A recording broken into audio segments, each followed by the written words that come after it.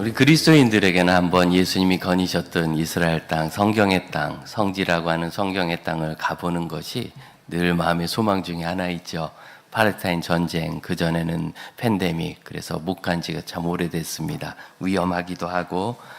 그런데 막상 가보면 예수님이 걸어가셨던 그 예루살렘 복잡 십자가를 지고 가셨다는 그 비아 돌로로사 십자가의 길은 옆에 막 우리 십자가 사라고 장사꾼으로 꽉 차 있어서 전혀 이게 도대체 무슨 땅인가. 그래서 신학생 때 우리 선생님들께서 거기 가면 그렇게 되는데 그건 그냥 상황일 뿐이니까 쓸데없는 생각하지 말고 연구하러 가야지. 거기가 무슨 거룩하고 대단한 그런 성지가 아니라 성경의 땅인 거다. 성경의 땅. 그 얘기를 많이 하셨습니다. 어쩌면 바울이 우리가 예루살렘에서 겪을 만한 실망을 겪은 거 아닌가. 그가 자란 고향 다소는 세계 3대 도서관이라고 하는 타르소의 도서관이 있는 도시였습니다. 그런 곳에서 태어나서 예루살렘의 일찍 유아과 세계 최고의 율법 학파인 가말리엘 학파에서 공부를 할 수 있었던 특별한 공부에 열심히 있는 바리새인 중에 바리새인 학자가 바울이었습니다. 또 다른 도서관 둘 중에 가장 유서 깊은 도서관과 대학이 아테네에 있는 거예요. 얼마나 기대가 되겠어요. 그 아테네의 바울이 계획은 분명히 갈 계획이 있었을 겁니다. 그렇지만 어쩌다 보니까 베로야에서 갑자기 급히 쫓겨나게 돼서 배를 타고 도망가듯 아테네 항구에 도착했을 때 그가 처음 발견한 것은 지성인들의 이렇게 성숙한 삶의 태도가 아니라 이렇게 똑똑한 사람들이 저 위에 아테네 신전을 파르테논 신전이죠. 그렇게 지어놓고 저거 꼼짝 못하고 인구는 1만 명이랬는데 우상 개수는 3만 개나 있는 그런 도시를 만들어서 이렇게 쩔쩔매고 살까? 실망이죠. 복음을 전해도 잘 듣지를 않아요. 그래서 예수의 부활 이야기를 전했더니 제가 지난주에 초등학생들 한 600여 명 모여 있는 곳에서 그 중에 적어도 5, 60명은 교회를 처음 다니는 아이들이라고, 그리고 기존에 있는 아이들도 복음을 잘 모른다고 복음을 전해달라 그래서 복음을 전했습니다. 정말 그 아이들 중에서 예수님을 개인의 구주로 영접한 경험이 있느냐 했더니 한 100여 명이 손을 들더라고요. 그러니까 80%는 그런 경험을 갖지 못했던 거죠. 쭉 복음을 듣고 다 일어나서 예수 그리스도를 개인의 구주로 영접하고 회개하고 길게 회개할 아이들이 회개 기도할 때 보면은 정말 죄를 많이 졌구나 그런 거 알았어요. 얼마나 울고 자기 죄를 회개하는지. 일단은 엄마 얘기만 하면 다 회개하는 거 보니까 기본적 죄인인 것 같아요. 엄마가 있는 사람들은 다. 그럼 엄마들 때가 되면 애들이 회개합니다. 용기를 내세요. 그리고 다 예수님 영접하고 그랬습니다. 그런데 그런 아이들도요, 부활을 이야기하니까 기대를 해요. 우리가 다시 산다고, 예수님처럼 새로운 몸으로 놀랍게 다시 산다고. 하지만 이 지성인이라는 아테네 시민들은 부활 얘기를 듣고 비웃었어요.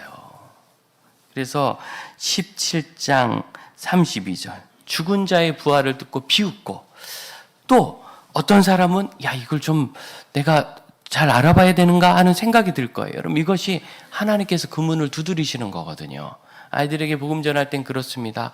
하면서 예수님이 지금 나를 좀 부르시나 이런 마음이 들 때 그게 우리 마음의 문을 두드리는 거다. 요한계시록 3장 20절 내가 마음의 문을 두드릴 때 그 음성을 듣고 문을 열면 내가 그에게로 들어가 그와 함께 먹고 함께 살고 그를 도와주겠다, 인도하겠다 말씀하시는 그 언약이죠. 그런데 마음을 두드리시는 분들은 뭐라고 얘기하느냐면 내 말을 다시 듣겠다. 뒤로 미루는 게 지금은 아니라. 복음을 전하다 보면 그런 분들이 있습니다. 분명히 뭔가 하나님께서 그 마음에 감동을 주시는데 지금은 아니라 다음에 다시 듣겠다. 같이 섬길까요? 오늘 우리가 하반기 재직을 임명했는데 여러분, 재직이 되신 분들은 일단 찬양대부터 지원하고 보세요. 그러는 게 제일 좋아요. 왜 그러냐면 내가 좀 못해도 남이 잘해주면 되는 참 좋은 조직입니다. 주일학교 교사는 내가 못하면 우리 반은 그냥 폭망이거든요. 근데 찬양대는 그렇고, 누가 그렇게 얘기해요. 찬양의 시는 다 좋은 신앙의 고백이거든요. 이걸 연습하느라고 20번, 30번 막 입에 붙이는 거예요.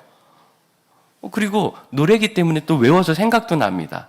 아직도 시편 23편 헷갈리는 분도 여기 많은데, 예, 그보다 훨씬 어려운 이 찬양 가사가 그냥 막 생각이 나요. 노래로 하다 보니까. 그래서 고백을 하다 보니 누가 그러더라고요. 찬양된 사실은 섬기면서 내가 은혜 받고 성숙하는 것 같습니다. 뭐 딱 그러려고 하는 건 아니지만 모든 섬김은 다 내가 성숙하는 은혜가 있는데 찬양대는 더 특히 더 많습니다. 또 우리 교회 찬양대는 너무나 불쌍하게 할만하면 교사로 데려가 버려. 그랬더니 하도 답답하니까 어느 날 안수 집사님 한 분이 대장을 하시다가 선언을 하시더라고요. 목사님, 우리 찬양대는 난 안 한다고 화낼 줄 알았더니 우리 교회에 못 자립니다. 다 뽑아가세요. 그러더라고요. 네. 자, 그래서 이렇게 찬양대 하다 교사도 하다 또 찬양대도 하고 차량 봉사도 하고 또 찬양대도 하고 이렇게 왔다 갔다 하면서 평생 잘 섬겨서 저에겐 꿈이 하나 있는데 우리가 주일날 딱 일어나 오늘 한 것처럼 찬양할 때 찬송가 찬양할 때 사성부로 다 같이 부르는 꿈이 저에게 있습니다. 교회로 옮기겠다는 표정이에요. 그러려면 찬양대를 몇 년씩 다 해보시고 경험이 있으면 그러면 이게 악보 보면서 한두 번 불러보면 사성부로 이게 돼요. 우리가 첫 번째 성지순례를 터키, 그리스, 로마로 갔을 때 그리스에 있는 그 멋있는 정말 산 있는 곳에서 거의 유적지를 다 보고 답사하고 거기 잠깐 쉴 때 한 30명 정도가 모여서 주 하나님 지으신 모든 세계를 사부로 불렀더니 외국인들이 와서 막 찍느라고. 예, 우리가 이렇게 멋있는 민족입니다. 멋있는 교회 성도고 유럽에서 온 분들 같은데 막 찍느라고. 그분들 얼마나 좋겠어요. 동행에서 온 노랗고 쬐끄만 사람들이 이렇게 찬양하니까. 맞습니다. 그래서 여러분 뭐든지 섬길 수 있는 일이 있는데 이렇게 목사가 이야기하면 이거 나에게 하시는 말씀인가 하는 생각이 들을 때 다음에 다시 하겠다 그러면 안 되는 거예요. 이건 영원히 못합니다. 지금 하는 겁니다. 지금 제가 목요일 오전에 자녀 양육에 대한 그러한 방송을 한 20분짜리를 계속 하지 않습니까? 그런 문자가 와요. 목사님 저는 다 키웠는데요. 다 키웠는데요. 손주 찬수가 있는 거죠. 그러면 우리 애는 사춘기가 돼서 말을 안 들어요. 지금이 제일 빠를 때입니다. 하루라도 더 듣기 전에 지금부터 원리를 익혀서 다시 시작하세요. 바늘 허리 메어 쓸 수 있는 바느질은 없습니다. 그저 한 땀 한 땀 시작해야지 급하다고 중간부터 갈 수 있는 달리기 시합도 없습니다. 아무리 급해도 ABCD를 모르면 문장을 읽을 수 없는 거고 아무리 급해도 성경을 읽어야 구원을 받는 겁니다. 믿습니까? 이 안에 복음 진리가 있기 때문에 말씀을 통하여 구원을 받고 배워가는 겁니다. 그래서 언제든지 다음으로 미루는 사람들처럼 어려운 사람들이 없어요. 바울이 그들의 반응에 대해서 어떻게 했느냐면 33절 그들을 떠났어요. 왜? 여기는 이제 내 사역지는 아니다 한 거죠. 그동안은 빌립보에서 그랬고 데살로니가에서 그랬고 베레아에서 그랬고 쫓겨나서 마무리를 못하고 왔는데 이번에는 자기가 떠나서 18장 1절입니다. 바울이 아덴을 떠나 고린도에 이르렀다. 실라와 디모데도 데살로니가로 사역을 하러 보내놓은 상태라 없습니다. 아테네에서 어쩌면 아테네에서 실라와 디모데를 기다리고 싶었을지도 몰라요. 그런데 그는 그냥 아테네에서 떠났습니다. 사실 아테네에서 고린도가 가까워요. 거기로 이동을 해가지고 고린도를 보는데 여러분 이건 또 다른 세계예요. 아테네는 우상은 3만 개, 인구는 1만 명인데 고린도는 인구가 70만이 넘었습니다. 로마 제국의 수도 로마가 100만인데 그런 식으로 얘기하면 서울을 1000만이라 했을 때 고린도는 750만의 대도시인 거예요. 왜 이렇게 사람이 많이 사는가? 고린도가 그 그리스 반도의 남쪽 끝에 붙어있는 작은 반도인데 이게 작지만 삥 돌아가면 한 300km 돌아가는 백길이거든요. 그런데 그 중간에 이쪽 에게해 서쪽하고 동쪽 아드리아해 동쪽의 아드리아해와 서쪽의 에게해가 연결되는 그 지점에 육지가 한 한 6km밖에 안 돼요. 그러니까 6km만 지나가면 되는 걸 300km를 돌아가야 되니까 얼마나 그걸 지나가고 싶겠어요? 그래서 고린도 사람들이 이쪽 배에서 짐을 내려서 이쪽까지 실어다 날라주는 무역업을 했어요. 운송업이죠, 운송업. 네. 이거는 경기가 좋든 안 좋든 돈을 버는 겁니다. 무조건 이문 남아서 옮겨주니까. 그 다음에 이분들이 또 기술이 좋아가지고 보통은 배를 통째로 옮겼어요. 밑에 통나무를 깔고 수백 명이 달라붙어서 말이 속아 끌고 밀면서 대단하죠. 그런 기술이. 거기는 지금은 요만한 조그만 협곡에 운하가 되어 있어서 작은 배들이 지나갑니다. 그게 19세기에 뚫렸답니다. 그러니까 옛날 고린도 시대에는 거기를 다 밀고 왔다 갔다 해야 되는 거예요. 더구나 지금처럼 배 속도가 빠른 것도 아니고 해안을 따라 돌지만 너무나 위험한 뱃길이에요. 우리나라 초기에 들어오셨던 유명한 선교사님들 중에는 목포 앞바다에서 풍랑 만나가지고 거기 떨어진 아이 건지다가 돌아가시고 그런 분들 많거든요. 목포 앞바다, 여러분. 그렇게 앞바다라고 해서 안전한 곳이 아닙니다. 고대 시대에는. 그러니까 이 일을 통하여 고린도 사람은 수많은 상인들과 물동량이 움직이는 그 핵심 도시에 있었고, 거기에 도시가 서니까 지금은 이런 용도가 없어지니까 아예 도시 자체가 없어요. 그런데 그때는 로마 제국 제2의 거대한 도시가 거기 있었던 거고, 그래서 이전의 도시는 철학과 지혜와 현대 학문과 민주주의의 출발점인 아테네였다면, 이번에는 돈 버는 도시잖아요. 그런 것과는 아무 상관없는 듯이 돈이 신인 것 같고 우상이 팽배하고, 그리고 그 우상을 섬기는 그런 종교는 너무나 타락해서 고린도주의 그러면 아주 타락한 그런 단어였어요. 그 당시에. 그런 심각한 도시에 혼자 온 거예요. 실망을 하고 겁나는 도시에 온 겁니다. 실망을 한 뒤에 겁나는 도시에. 예, 마치 우리 인생 같지 않습니까? 어쩌면 그렇게 단 한 해도 쉬운 해가 없는지. 아이를 낳으면 이제는 낳았으니까 될 것 같지만 들쳐업고 다니라고 바쁘고, 학교 들어가니까 됐을 것 같지만 학교에서 티격태격 문제가 터지고, 졸업시키니까 될 것 같지만 이게 장가를 안 가네. 얼마나 속상해요. 똑똑하고 좋은 회사에서 돈 많이 버는 애들은 장가 가서 장모의 아들이 되고 이상한 아들만 낳게 남았다. 이런 이 시대에 자조가 있어요. 결혼을 요즘 애들 안 하니까 안 하고. 예. 저희 애도 어느 날 오더니 아빠, 엄마, 저는요 그냥 여기서 엄마 아빠가 주는 밥 먹고 살래요. 이렇게 해서 저를 깜짝 놀래켰습니다. 그러니까 자꾸 그러면 아마존으로 선교 간다 그래버렸어요. 웃는 얘기입니다만, 지금 아이들이 계속해서 자녀를 키우는 동안, 그럼 결혼하면 끝납니까? 뻑하면 보따리 싸들고 오고, 그래서 또 아이를 낳더니 애를 봐줄 사람이 없다고 경력이 단절되네, 넘네 남네 아주 난리가 나요. 어쩌면 이렇게 한 해도 쉽게 넘어가는 애가 없는지. 어쩌면 장지교회 와서 15년입니다. 한 해도 그냥 넘어가는 애가 없어요. 그렇지 않겠습니까? 사람이 1000명이나 모여 있는데, 여러분, 우리 인생은 늘 실망해서 문제로, 문제에서 낭망으로, 낭망에서 고생으로. 생텍쥐페리가 어린 왕자란 책에서 멋진 말을 했어요. 사막이 아름다운 이유는 어딘가에 샘을 감춰두고 있기 때문이다. 그런 고난 속에서도 우리 삶에는 행복과 기쁨과 평안과 삶의 의미가 계속 자라잖아요.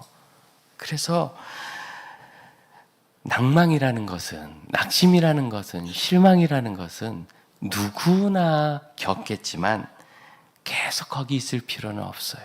왜냐하면 우리에게는 그 다음이 있기 때문에, 새로운 세계로, 새로운 시대로, 나는 낯설지 몰라도 새로운 걸음으로 갈 수 있는 것이 언제나 있기 때문입니다. 그러니 여러분, 혹시 실망을 얹고 아테네를 떠나더라도, 그래서 도착한 고린도는 너무 어마무지하고 영적으로 끔찍한 곳일지라도 여러분, 실망하지 맙시다. 실망이 우리를 주관하게 하지 맙시다. 네, 낙심할 때 어떡하냐 그랬더니 단 거를 먹는다. 어떤 자매가 그러더라고요. 그랬더니 그 옆에 있는 애가 아니다, 매운 게 더 효과적이다. 우울할 때 그런다는 거예요. 그랬더니 누구는 또 달리기를 한다. 어이, 좀 건강한 것 같아. 부순다는 사람도 있어요. 뭘 또 부순대. 이런 모든 것들은 낙심 때문에 승질을 내는 히스테릭한 반응인데, 저는 덮어버리는 걸 좋아해요. 찬양을 크게 틀어놓고 한 20분 막 따라 부르잖아요. 막 부르면 얼마나 새 힘이 나는지. 찬양은 정말 좋은 것 같아요. 그죠? 찬양대. 좋은 보직 가졌어요. 너무 좋은 것 같아요. 가끔은 저희 부부가 다투고 방송 녹음하러 갈 때가 있지 않습니까? 그런 때는 말이 안 이뻐요. 이렇게 얘기하고. 그런데 한 2시간 녹음하고 나오면 다 해결이 돼요. 왜? 좁은 가운데서 계속 대화를 하고, 뭐 어쨌든 기독교 방송 아니 극동 방송 좋은 얘기 하겠지. 뭐 거기서 뭐 효과적으로 싸우는 방법 이런 거 하겠어요? 어떻게 인내하고 이겨나갈 거야. 그런 좋은 이야기를 하니까 결국 끝나고 나면 해결이 되는 거지요. 덮어버리는 걸 좀 좋아해요. 덮는 방법 중에 좋은 것 하나는, 사람마다 다른데 저는 제 아내가 종종 얘기합니다. 우리 목사님은 사람을 너무 좋아해서 사람에게 둘러싸여 있으면 좋아한다고. 근데 그 앞에 형용사가 있어야 돼요. 믿음의 사람을 좋아해요. 믿음 없는 사람이 불평하면 저도 도망갑니다. 나도 힘든데. 그래서 모여서 하나님이 하신 일을 얘기하고, 하나님이 어떻게 역사하셨는가 얘기하고, 내가 어떻게 지금 어려운 가운데서 하나님의 도우심을 받고 있는가를 서로 막 얘기하다 보면 마음이 막 힘이 나요. 여러분, 우리의 눈이 밖으로 아울리치 나가야 돼요. 자꾸 밖을 보아야 되는 이유, 선교지를 보아야 되고 선교사를 만나야 되는 이유는 그 꽉 막힌 환경 속에서 하나님께서 길을 여시고 일을 이루시고 사람이 할 수 없는 결과를 주시거든요. 그래서 선교지를 보면 가슴이 뛰고 좋은 겁니다. 만나가지고 그런 이야기를 하는 거죠. 이러면 모든 실망이나 두려움, 우울이 그런 은혜의 말들에 싹 덮여버려요. 덮여 있어서 그대로 눈노가 없어지듯 소멸되어 버립니다. 그냥 덮어둔 게 아니라, 그게 아니라 그냥 은혜에 덮여서 물결에 휩쓸려 나가면 녹았는지 쓸려 나갔는지 다 없어져 버려요. 바울의 떠남이라는 것을 묵상해 보세요. 마음은 찝찝하지 않겠어요?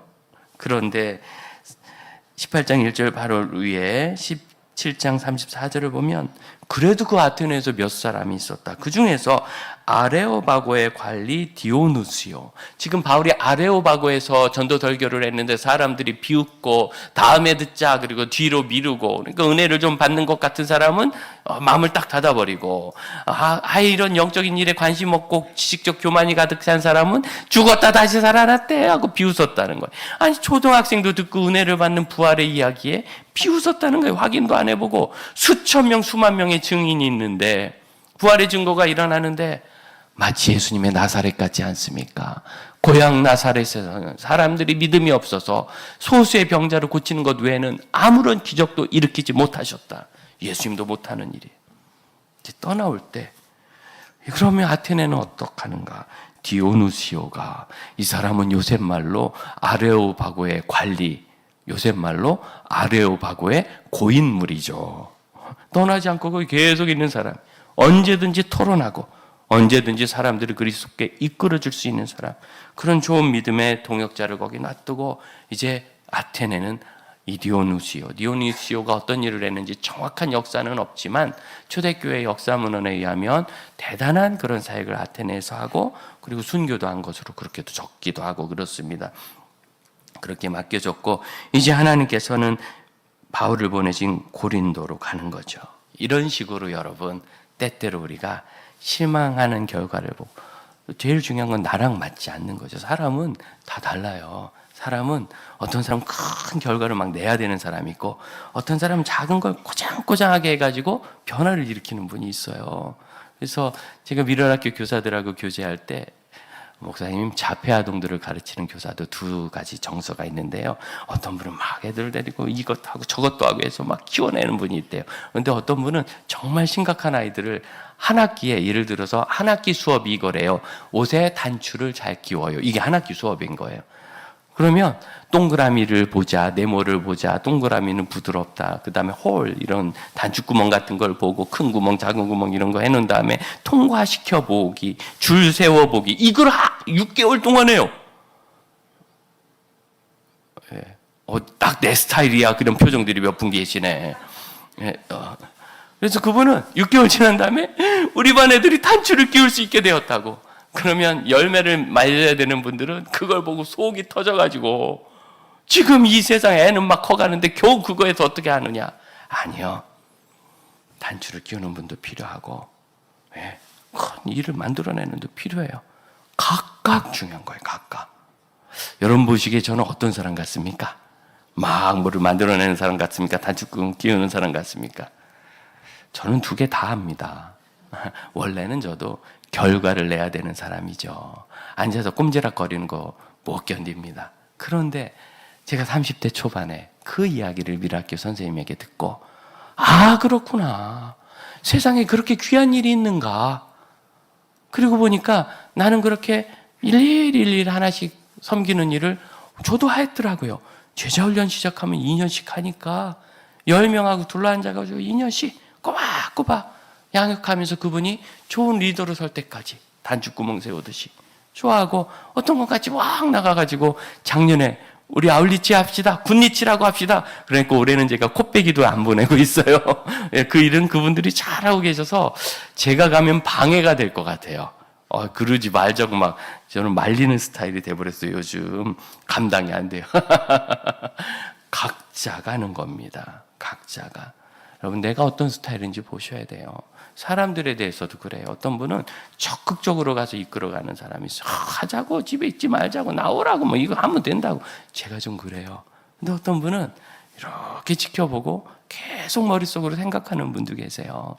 그래서 이 두 분이 만나면 싸움밖에는 안 일어나요. 한 분은 화나고, 아니 좀 나오면 되는데 왜 안 오느냐고 화나고, 한 분은 내가 알아서 할 건데 왜 이러는가, 그래서 화나고. 여러분 잘 보셔야 합니다. 그래서 제가 작은 일도 하고 큰 일도 하자 했을 때는 결국 중요한 건 그 일의 대상이구나. 지금 이 상황이 단추구멍을 끼워야 되는 거면 같이 끼우는 거고, 지금 이 상황이 마켓을 하나 세우는 거면 같이 세우는 거지, 그 하나를 내 스타일대로 몰아가는 것은 분쟁과 상처의 원인이 돼요. 그러면 사랑하는 형제자매 여러분, 디오누시오와 바울의 밸런스를 꼭 기억하시기 바랍니다. 그리고 나를 보세요. 나는 적극적으로 막 나서는 사람인가, 아니면 조금 뒤로 물러서서 생각하고 판단하는 사람인가, 내가 만나는 분은 어떤 분인가, 그럼 우리는 성격이 같은가 다른가 잘 보시고, 그 속에서 하나님께서요 딱 맞는 사람을 또 붙여주셔서 그 일을 하게 할 땐 그 일을 해요. 아테네에는 디오누시오를 붙여주시고, 고린도에서는 2절 보니까 아굴라와 브리스길라라는 부부가 로마로부터 쫓겨났어요. 그런데 이 글라디오 황제는 로마의 4대 황제인데 꽤 괜찮은 사람으로 알려져 있어요. 물론 지금의 기준에서 좋은 통치자라는 뜻은 아닙니다. 로마의 황제잖아요. 그래서 엉망이에요. 네로 같은 못된 황제도 많은데, 그럼에도 불구하고 네로 같은 사람들 비하면 참 걔는 나름대로 괜찮다. 그리고 이 글라우디오의 그 통치 배경, 그가 집권을 하게 될 때는 그 뒤에 유대인의 세력이 있었어요. 그래서 헤롯이 그때 큰 역할을 했기 때문에 당연히 유대인하고 굉장히 잘 지냈습니다. 평생. 나중에 독살된 것으로 그렇게 생각되는데, 그럴 때까지도 잘 지냈습니다. 독사는 유대인이 한 건 아닙니다. 그렇기 때문에 이 2절, 유대인은 로마에서 떠나라 하는 게 이해가 안 가요. 이렇기 때문에 어떤 분들은 아마 이 유대인들은 유대인 그리스도인인 것 같다, 그래서 그리스도인들을 내쫓은 거다 그러시는데, 여러분 우리가 알다시피 유대인은 어느 사회에서든지 나름대로 소수입니다.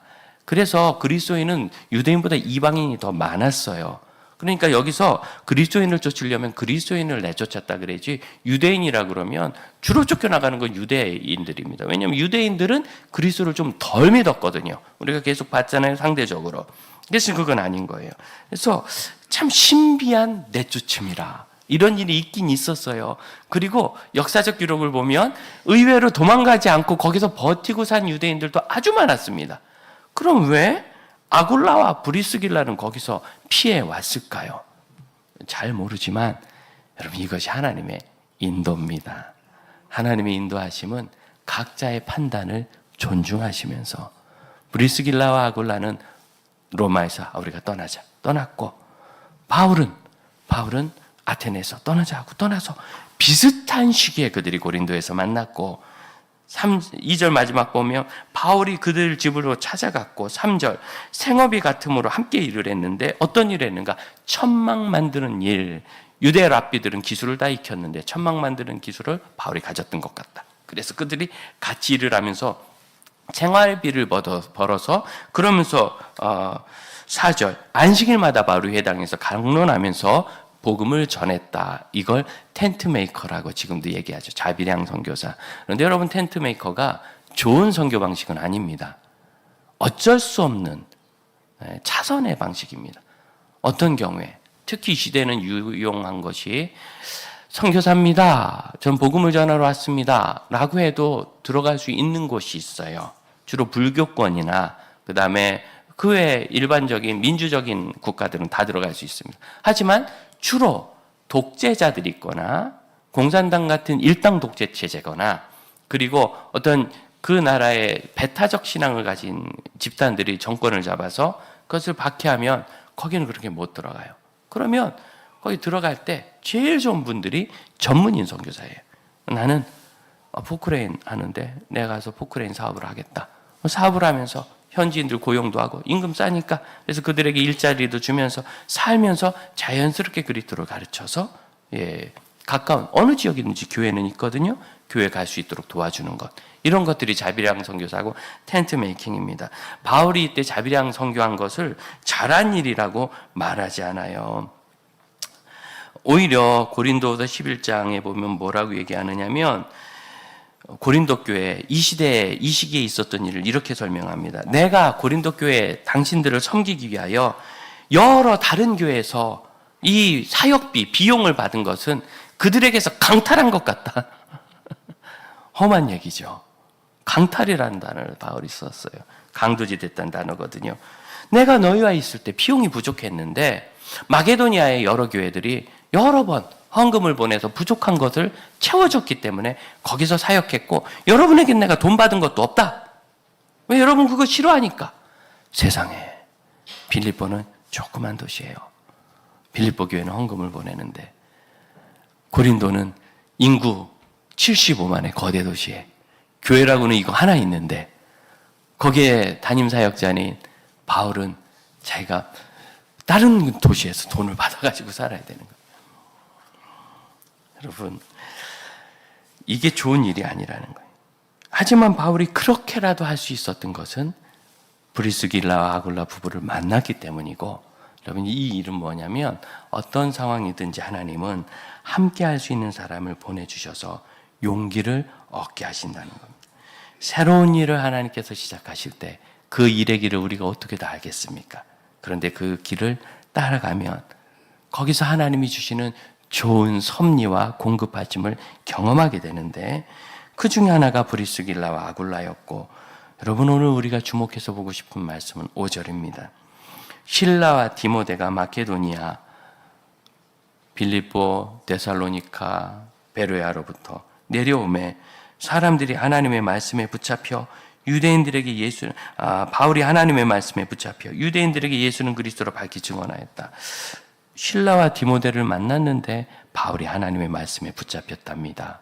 표현이 좀 이상하죠? 여러분 성경은 딱 그렇게 우리에게 설명하고 있습니다. 우리가 언제 용기를 얻고 언제 말씀이 우리를 인도하게 되는가? 믿음의 사람과 함께 할 때. 실라와 디모데가 와서 두 가지를 했어요. 하나는 데살로니가 교회가 어떻게 잘 되고 있는지. 그래서 데살로니가 전서 1장 2장에 보면 데살로니카의 교회에 관한 좋은 소문들이 여기까지 퍼졌다. 그 이야기예요. 너희들이 너무 잘한다는 말을 들어서 내가 정말 더 이상 할 말이 없을 정도다. 정말 감사하다. 간증을 들은 거죠. 두 번째로 그들이 그때 아마 빌립보 교회가 보냈을 것 같은 데살로니가 교회도 참여했을 수 있는 선교 헌금을 가지고 온 거예요. 후원금을 가지고 왔기 때문에 이제 바울이 하나님 말씀에 사로잡혀, 이전에는 천막에 사로잡혔죠. 먹고 살아야 되니까 이후에는 하나님 말씀에 붙잡혀 예수는 그리스도라 정언하면서 드디어 폭발적인 부흥이 일어나기 시작하는데 6절 바울이 활발하게 활동하자 유대인들의 비방이 일어났고 바울은 7절 거기서 옮겨서 하나님을 경외하는 디도 유스도라는 로마 사람이에요. 그는 하나님을 경외하는 사람이고 집은 회당 옆에 있는데 그 집으로 옮겨갔을 때 놀랍게도 그 회당의 회당장이겠죠. 그리스도는 온 집안과 더불어 주를 믿었고 그러니 이제 하나님 말씀을 가르칠 동역자들이 생긴 거예요. 회당장이니까 하나님 말씀 잘 알거든요. 수많은 고린도 사람, 수많은 사람들이 주께 돌아오기 시작했습니다. 여러분, 이것이 동역의 힘입니다. 나중에 로마 교회에 브리스길라와 아굴라를 소개하면서 바울이 뭐라고 얘기하냐면 나를 위하여 자기 목이라도 내놓는 동역자다. 그가 고린도를 떠나갈 때 그를 따라서 에베소까지 가서 거기서 또 이 부부가 사역을 합니다. 동역자들, 적절한 사람들을 우리가 주시고 우리는 서로의 다른 분야를 인정하며 각각의 분야에서 사역하여 하나님의 나라를 아름답게 꾸며야 합니다. 복음을 힘있게 전해야 합니다. 나와 다른 사람이 있다는 것은 너무 복된 일이고 이 일을 바울이 동역자들로부터 용기를 얻으면서 잘한 거예요. 여러분 이해되십니까? 바울도 두려울 수 있다는 게 9절 보세요. 밤에 주께서 환상 가운데 나타나셔서 두려워하지 말며 침묵하지 말라. 바울이 겁나가지고 입을 닫고 있다는 게 상상이 되십니까? 지금 바울의 상태가 그랬다는 거예요. 바울의 선교 여행 중에 주님께서 직접 바울에게 나타나신 사건은 3번 기록되어 있습니다. 2번이 더 있는데 한 번은 예루살렘에서 그가 감옥에 잡혀서 복음을 전할 때 네가 꼭 전할 것이다. 로마에서도 할 것이다. 그가 나중에 로마로 포로의 상황으로 끌려가다 풍랑을 만났을 때 이 배에 있는 사람 아무도 다치지 않고 다 너에게 주겠다. 큰 위기 속에서 주님이 나타나셨어요. 그리고 한 번이 여기입니다. 이것도 위기란 뜻이에요. 성경이 명확히 얘기하지 않지만 아테네에서 고린도에 했을 때 바울은 위기가 있었어요. 그 위기는 정서적인 것일 수도 있습니다. 트라우마일 수도 있죠. 겁이 날 수도 있고 이 어마어마한 우상과 타락의 도시에 대한 영적인 억눌림일 수도 있겠습니다. 어찌하겠습니까? 그런데 주님께서 두려워하지 말고 침묵하지 말라. 너에게 브리스길라, 아굴라가 있고 실라와 디모데가 있는 것처럼 10절 내가 너와 함께 있는데 이는 이 성 중에 내 백성이 많음이니라. 언제 고린도에 주님의 백성이 많았어요? 한 명도 없었지. 언제 많았죠? 바울이 사역을 시작하자 많아졌어요. 바울이 사역을 시작하자 많아졌어요. 그럼 우리는 기다리기만 하는 사람이 아니라 지금 있는 모든 자원을 가지고 하나님의 많은 백성들을 이끌어내는 사람이라는 걸 믿으시기 바랍니다. 한 가정에 처음 예수 믿는 열매가 되어 집안의 복음 전도를 위하여 고민하는 여러분, 어느 직장에서 혼자 예수 믿는 사람이 되어 참 어렵고 외로운 여러분, 그런 분들이 있는데 나는 찾으면 우리 집안에 그래도 같이 기도할 동서가 있고 나는 찾으면 우리 회사에 다른 교회에서 신앙생활 열심히 한다는 집사님이 계시면 여러분 왜 함께 그들과 함께 그 회사가 그 집안이 바뀌도록 기도하지 않겠어요? 그 집안에 기적이 일어나도록 기도하지 않겠어요? 하나님이 환상을 보여주실지 말씀을 주실지 에베소처럼 큰 기적을 주실지 어찌합니까? 우리는 하나님이 일하실 것을 찾아야 합니다. 사랑하는 형제자매 여러분, 많은 하나님의 백성을 함께 동역자가 되도록 일으키십시다. 그러려면 지금 하나님이 어떻게 일하시는가 찾아야 합니다. 아테네는 아테네처럼 고린도는 고린도처럼 우리 주님은 일하실 겁니다. 적극적으로 찾고 보아야 내 영혼이 살아요. 추수할 밭, 그 밭이 휘어진 것을 보아야 내가 살아납니다. 아직도 이렇게 밭이 이어져 있는가를 보아야 합니다. 두 번째로 어떤 일이든지 하나님이 하신 일을 간증하십시오. 주께서 어떤 변화를 일으키시는지 어떤 새로움을 일으키시는지 우리가 그렇게 고백할 때 우리는 능력을 얻습니다. 그리고 그 모임 속에서 무엇이 1년 6개월을 11절 그들 가운데 머물면서 무엇을 가르쳤다? 하나님의 말씀을 가르쳤다. 하나님의 말씀, 그것이 변화의 능력이 되고 참된 격려가 됩니다. 언제든지 하나님의 말씀. 우리가 무슨 말로 사람을 위로하겠어요? 하나님의 말씀과 그 말씀에 기초한 개혁주의 사상만이, 복음주의 사상만이 진정한 격려가 되는 겁니다. 그러지 않았으면 좋겠지만 여러분, 이 시대에 이 메가시티, 대한민국의 수도 서울은 고린도 같지 않습니까? 옛날에 이 나라는 가난한 나라였다가 한참 살만할 때는 철강 제품을 잘 만든다고. 그런데 그 다음에는 미국의 마트에 가면은요, 그 유명한 월풀 같은 해외 제품 냉장고가 있어요. 저쪽 구석에 LG, 삼성 이런 게 있어요. 왜 저건 저기 있냐 물어보면 점원이 이렇게 대답합니다. 저거는 한국 건데 비싸서 니네 못 산다. 싼 거 미국 거, 독일 거 사라. 이렇게. 믿깁니까? 한동안 이런 제조업이 잘 되더니 최근에는 게임을 잘 만든다 하더니 이제는 노래 부르는 거, 먹는 거, 춤추는 거, 먹고 노는 거로 제가 엔터테인먼트 산업을 폄훼하자는 게 아니고 너무나 사람들의 소비를 통해서 발전하는 사업이 여러분 앞으로 이 대한민국의 정신을 어디로 끌고 갈지 아직 우리는 알지 못합니다. 결과요, 저와 여러분에게 달렸습니다. 우리 그리스도인들에게 달려 있습니다. 우리가 깨어서 어떻게 말씀과 하나님의 뜻으로 살아내는가. 3%의 소금이 바다의 부패를 방지하듯 이 시대에 있는 그리스도인들이 이 세계를 지켜낼 겁니다. 어떻게 해야 되는가? 우리의 생각을 거룩하게 하고 서로를 세우고 서로에게 빛이 됩시다. 서로에게 은혜가 됩시다. 서로에게 격려가 됩시다. 여러분 스스로를 고만고만한 사람으로 놔두지 마세요. 누군가에게 나는 그를 불러일으켜 바울처럼 사육하게 할 사람입니다. 누군가에게 나는 내가 바울이 되지 않고요, 브리스길라가 돼도 되고 디모데가 돼도 되고 거기 있는 어떤 또 다른 내 성품에 맞는 관원 같은 사람일 수도 있습니다. 우리 모두는 하나님께서 참 좋게 쓰시기에 좋게 창조해 주셨습니다. 그 손에 사로잡힙시다. 함께 기도하겠습니다.